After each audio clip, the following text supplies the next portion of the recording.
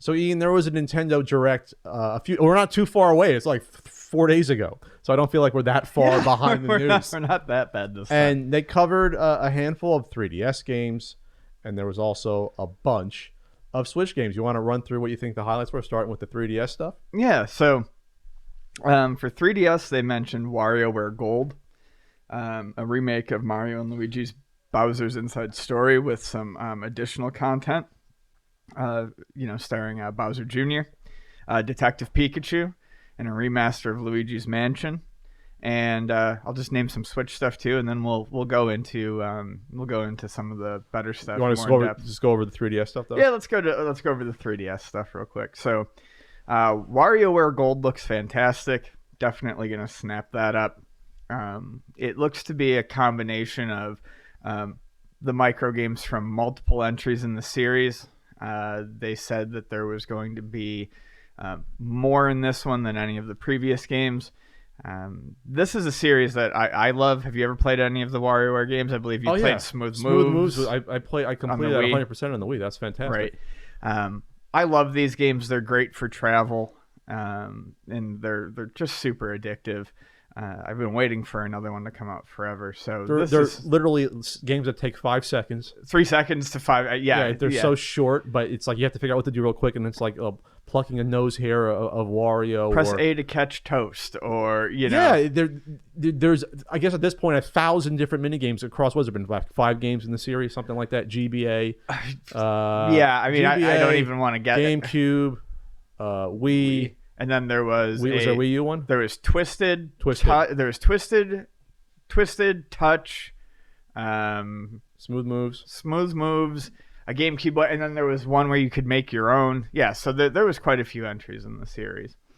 But yeah, they're fantastic, and some of the games poke fun at other Mario properties like Punch Out. Game and Wario was the Wii U one. Okay.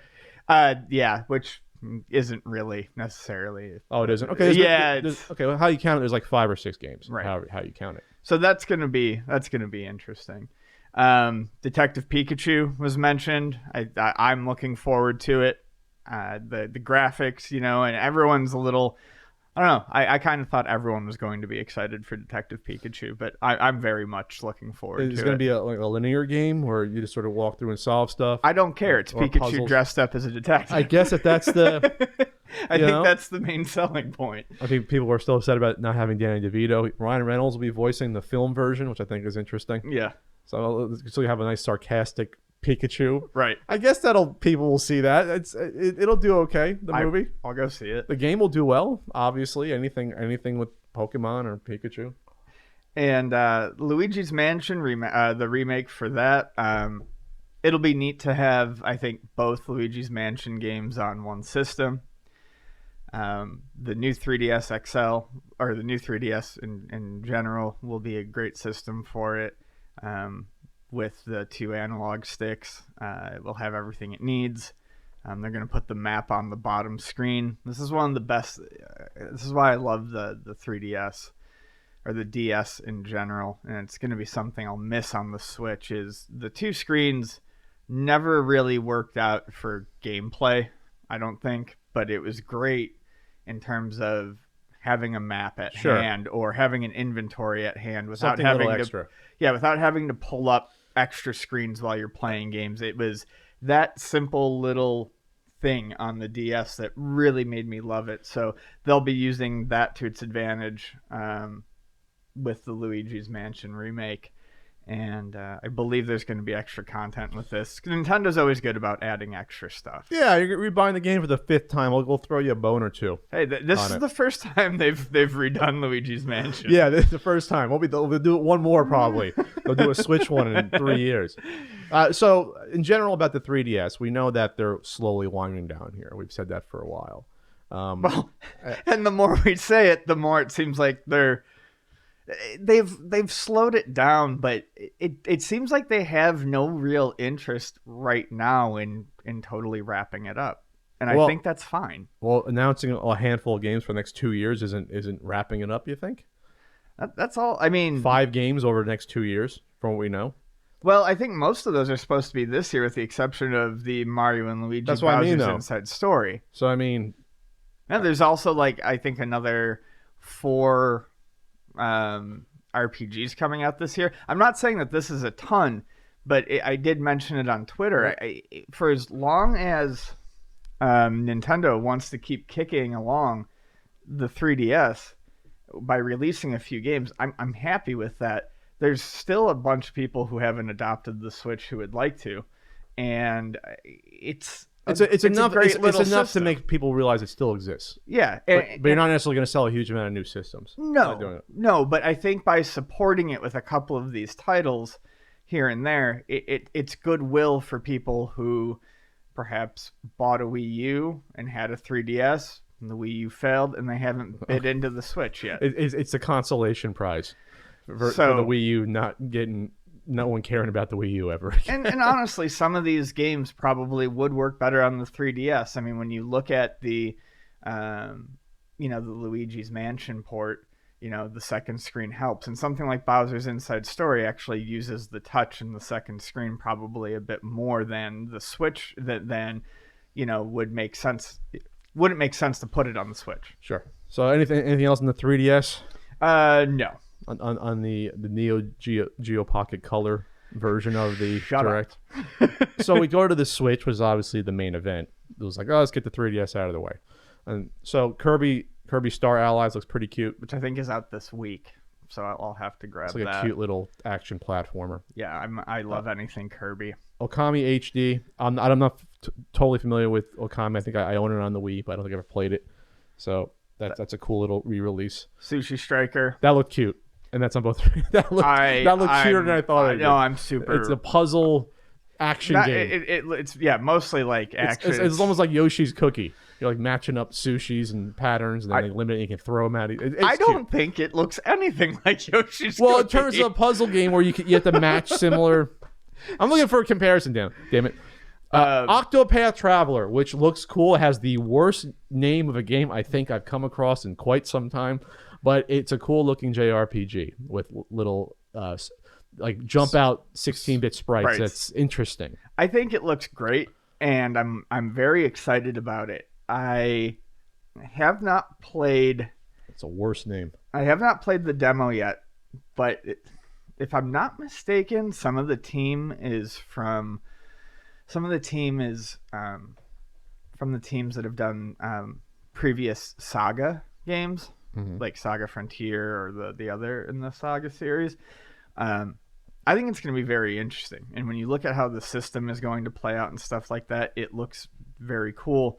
Cool. I'm afraid that some people are getting a little too hyped for it, because I do have a feeling it's going to be kind of an obtuse game once you get into it. Oh, it won't be like a standard. Yeah, RPG. It's not going to be anything like a standard RPG. Okay. Which could be very, very much in its favor. We have Travis Strikes Again, No More Heroes. That's going to be cool. Which is also, there's like a co-op mode, it looked like, to that, which was interesting. Yep, I think so. And it's like overhead third person hack and slash. Looked interesting. Yeah, it takes Travis Touchdown from the No More Heroes series and literally just puts him in different video game worlds, and he has to go and defeat the bosses. It's one of Suda51's game series, and when they announced the Switch, he actually came out and said that he was doing something for it, and that it was likely going to be this, and here it is. So we are seeing promises made by developers during that conference come to fruition. All right. Hear that, EA? Not going to forget that. Betrayal. Dark Souls Remastered. I think it'll sell well. Oh, it'll sell like hotcakes. Yeah.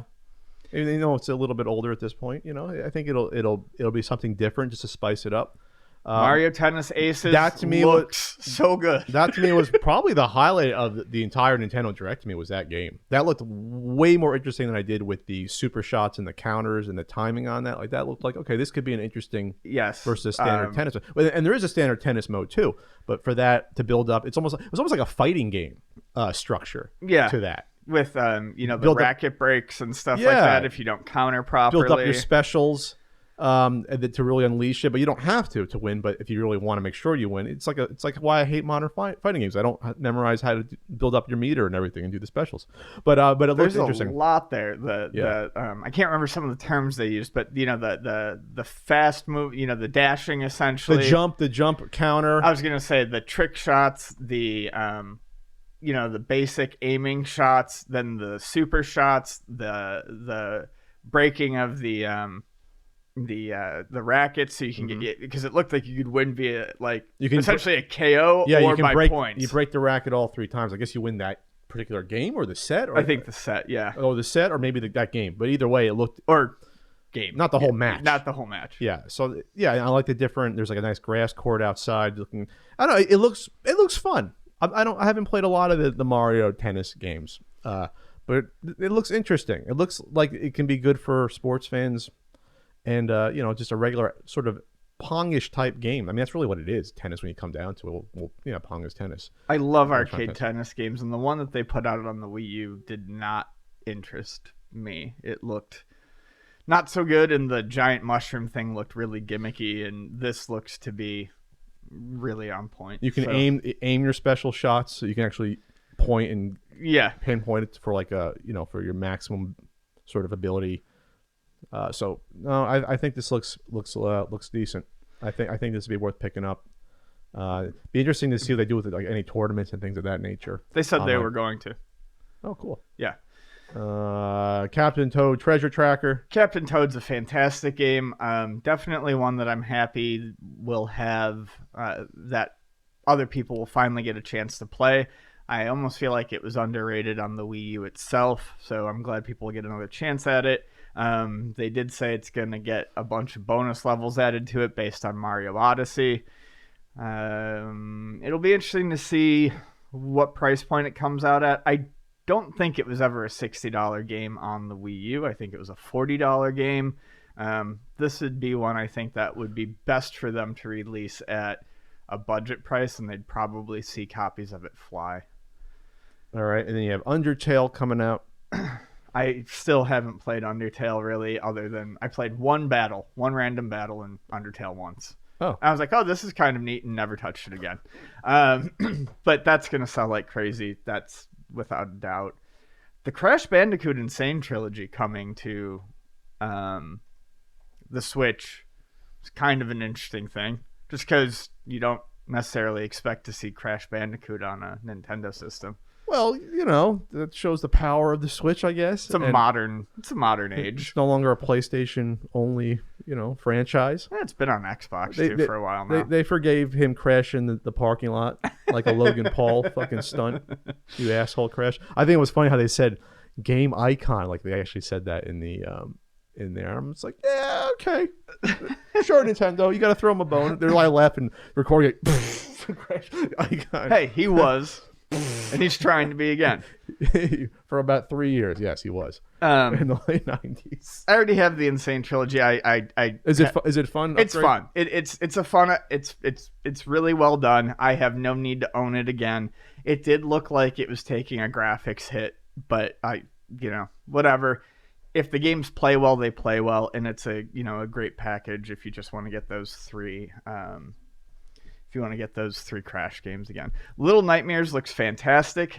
It's been out on the PS4 for a while. I haven't heard this before. Just the art direction looks astounding. Yep, this is once again another port. We'll talk about that in a minute. I'm guessing it's a puzzle game, adventure. It looks like a side-scrolling, puzzle adventure game. I've been told by many people to play it. Since I have not purchased this on PS4, I probably will wait and get this on Switch. And you can use your Pac-Man amiibo in the game. That's what, according to that, I don't know what it does, but okay. It gives you a little Pac-Man shaped hood instead of the raincoat shaped hood. And then this is what I was more excited about than you, that South Park, The Fractured But Whole. I love that name. A port is coming to the Switch. And I think that's a big win for Nintendo. I think that will sell just as well as almost anything else on this list. I'm going to buy it. I can say definitively I will buy that for the Switch because I wanted to play. I wanted to play the original one. I never got to. But a portable version of that game, I think, is going to go a long way with people, especially me if I'm traveling. I will play the Fractured But Whole. It's supposed to be a good game, and I love South Park. And yeah, just having the variety with stuff like that in Dark Souls, I think, is where Nintendo's already doing a lot better only 1 year in versus the Wii U. Having, all right, these are AAA titles, even though they're coming a little bit later, you're getting them still. So yeah, that's fair. I guess it's just I don't know why that one didn't excite me as much. It's great to see it coming to the Switch. I don't even dislike South Park. I don't know, that one just didn't fire me up, I guess, as much as the other ones. It might have, and they didn't mention it, but it was probably harder since this one's also was never on the Switch. It would have had to have been a complete port job. The PS4 and Xbox One versions of Fractured But Whole had the original game included with it for free. They did? If you bought a launch edition copy of it. And if they had done that with this one, I probably would have been a little bit more interested. Well, maybe they still can. Hyrule Warriors Definitive Edition, I'm all for. I generally don't buy into Dynasty Warriors type games, the Muso games, but Hyrule Warriors, I did give a shot. I bought it on the Wii U, and I fell in love with it. They make use of the license really well. It's fun taking down just hordes and hordes of, familiar enemies, and, playing as different characters from the Zelda universe in a big hack and slash, and being able to take control of, characters you normally wouldn't. The 3DS version actually improved upon it in almost every way except for graphics, added a ton more characters, maps. The DLC for it in Nintendo fashion was cheap and loaded with stuff. Like a baked potato. Yeah. Baked potatoes. So this version is going to have, the graphical quality of the Wii U version, probably a little bit better, but it's going to have all the DLC between two versions. And I believe it's going to have the functionality of the 3DS version, which means it'll include the character swapping and the ability to hop around the map and things like that. This, when you take into account everything that's going to be packed into it, I think is going to be one of the best deals for dollar in terms of video games coming out this year. Oh. I really do think so. And people who have played and messed around with both versions, I think they'll probably agree. I mean, for people who have never touched the series, who buy this, they are going to have just shitloads of stuff to do. Like, an insane amount. Real quick, the ARMS is doing a U.S. and Canada online open. Interesting, they're doing a little tournament. That's cool. I really like that game. I'm glad that it has a scene, some sort of scene supporting it. I honestly should play it more than I do, and I don't know why. It's because when I open up my Switch, I have a lot of things that I want to play on it. I still get people talking to me about how there's no games for it, and maybe there's no games that certain people want to play for it, and that's no fine. Games for what? The Switch. There's no games for the Switch? Really? I still have people say, who's saying that? Someone commented to me and said the other day that there was to me, there's still only one must-have. There's only one game for that system that's must-have and truly exclusive, and that's Mario. Keep in mind that Zelda was also released on the Wii U. But that's also a system no one owns. I would say to him, do you have the Wii U? Do you have it for the Wii U? If not, it's exclusive to you for the Switch. But I mean, I realize taste is taste, but to me, that argument doesn't hold water anymore. No, it doesn't at all. Especially for exclusives. I mean, Splatoon 2, ARMS, Mario, and let's just say Zelda. Sure. I mean, at least. And let's talk the Splatoon 2 Octo DLC expansion. So that looks like it's going to be fantastic, especially for people who really want Splatoon to have more in terms of single player. It's like you can go around different parts of the city in a subway. Is that what they're going to have? I think that's just a part of the trailer. We'll see when it comes out. By the way, that was a freaky ass trailer with that music video. I was like, what the hell? Oh yeah, that was cool, but you're not really telling me that much about the game at the time. It was just nutty. Which the whole game is, I understand that. Even in the first Splatoon, everyone's like, holy shit, the storyline is kind of weirdly sad and dark if you actually play the actual story mode. Mm-hmm. And then in Splatoon 2, the story mode is a little bit longer and more fleshed out. But this actually looks like, using the side characters, or quote unquote the enemy characters, it actually looks like the way they were talking about it, this might be the biggest chunk of story mode. Should I be uncomfortable that I'm drawn to the swinging hips of this little Splatoon girl in the tight leather skirt Perhaps. on the subway? I just noticed that, but she's like really working it. Maria? I think it's maybe Maria. With her platform boots. So Sexing it up, Nintendo. So you can see her little ab muscles in the skirt. You're talking about Maria. It's a little risque. Everyone loves Maria. So yeah, it's supposed to be a huge expansion, single player. People have wanted to play as an Octoling forever. In addition to that, they also announced that they're dropping 100 new pieces of gear for free, more new weapons, more new arenas. Much like the original Splatoon, Nintendo's going out of its way to support the hell out of this game. If all you're interested in is the online, which I think is the biggest selling point of this game, Nintendo's supporting that for free to the moon. And this is, I think, the first paid DLC ever for a Splatoon game, and it looks like it's going to be worth it. And that's a single player. It looks like there's a chunk here. It's not just a cash-in. Nintendo has yet to release a DLC pack that has been disappointing in terms of content. Sure, they're like their own standalone games. Vonnie got the $20 expansion for Zelda, and she's already put like another close to 100 hours into the game. Oh, wow, just on the extra stories. I'm sure she's probably diverted in and out, but I mean, it